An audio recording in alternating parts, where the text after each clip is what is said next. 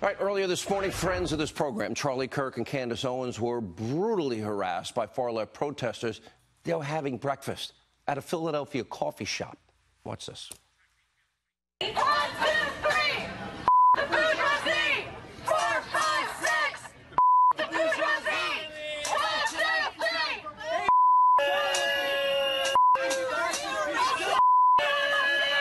fascist people! Big government!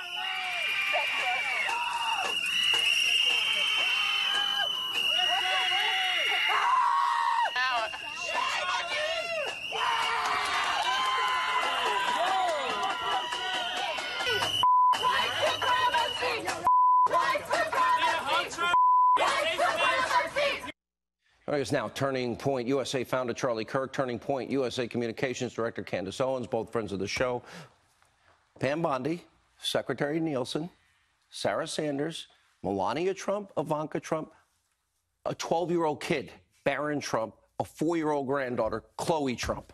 This is, you know, the media talks about them because they say you suck and they're worried. This was, you actually got physically assaulted. Correct, yeah. Water thrown on myself. They threw an egg at me. And here's the interesting part. Candace and I were just minding our own business. We were just having, you know, quiet breakfast.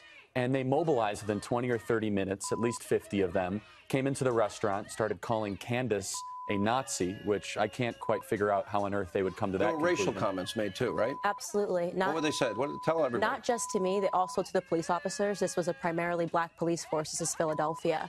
There was only one white police officer. The rest were black and Hispanic. They called us race traitors. They were saying F the police, and they were saying that all police are racist, despite the fact that this was an all-white group, Antifa, facing an all-black police force, and myself, telling us essentially that we had to go. I did notice that you both kept your cool and you stayed out. You were not going to go back in.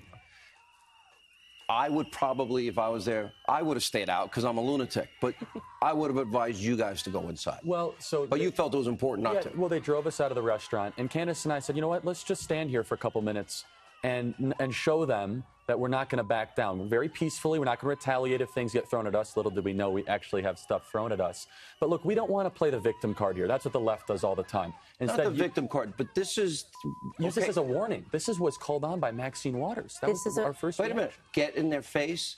Get in their face in grocery stores, in the mall, if I remember correctly? In restaurants, she said. In restaurants. Yeah, so this is Maxine Waters America, and we felt it was an important moment to show America exactly what we are fighting, because not many people understand this is real. They've grown increasingly violent because they understand that they are losing. They're losing a lot of turf. Is this, when I first met you, I did say what Charlie said, because he thinks he discovered you. All right, you didn't discover. She was a star on the making. I did say I saw a great future for both of you, to be fair. Has there been a lot of this? When they're expecting us, yes. If we're on campuses, of course. If we're going to give us a talk anywhere, of course. But this was unusual because we weren't at a Trump rally. We weren't on a campus. We were simply having coffee in a coffee shop. So sad. Yeah. You know, and Sarah Sanders' kids thrown out of a restaurant. You know, I don't talk about it. I know the left. I said last week, I'd be the first to jump in. If I'm at an event and anybody laid a hand on even Jim Acosta, I train an hour and a half a day mixed martial arts. I fight, and it's real fighting. Mm-hmm.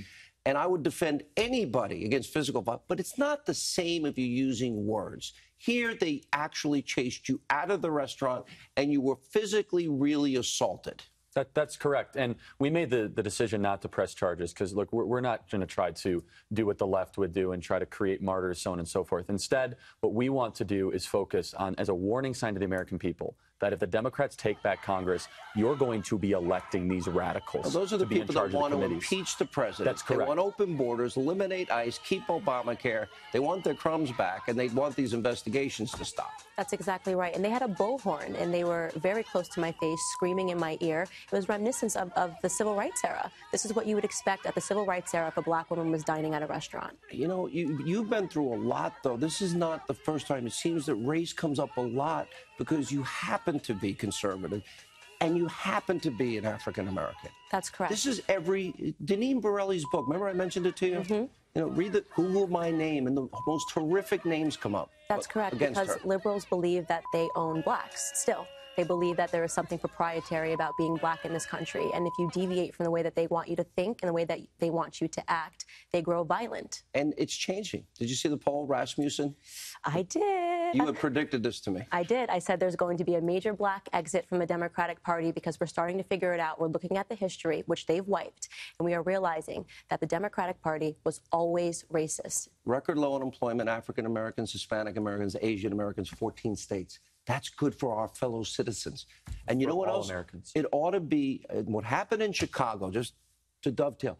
If we don't declare this a national emergency, that literally our American family is being gunned down in the streets and nobody's doing anything to help our national treasure. Because they're not illegal aliens. If these were illegal alien children that were gunned down, illegal alien children that were separated because they lost their fathers. Think of the outrage over that. They would 71. be outraged. But you know what?